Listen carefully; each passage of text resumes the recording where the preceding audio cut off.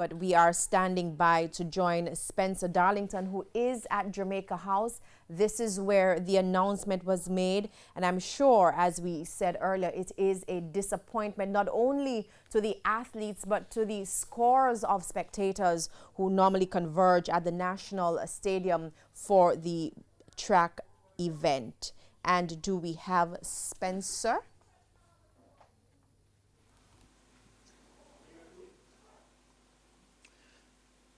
Thank you very much, Herman. Well, earlier this afternoon, news broke that this year's staging of the Issa Grace Kennedy Boys and Girls Athletics Championships has been cancelled.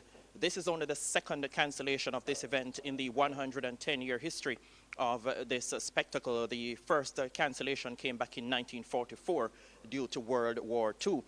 Health and Wellness Minister Dr. Christopher Tufton outlined that it was a very tough but a pragmatic decision which was taken at the high-level meeting this afternoon. That meeting involved all the key stakeholders, the Intersecondary School Sports Association, ISSA, which is the governing body for local high school sports.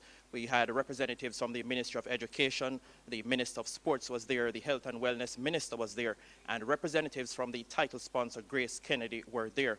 All those stakeholders accepted the decision and agreed that a cancellation was the best decision to take. Given Minister Tufton said it would have increased the risk of the COVID-19 possibly spreading among spectators if you had a scenario where you had a mass gathering. The final day of champs, for example, you normally have upwards of 25,000 fans crammed inside that national stadium.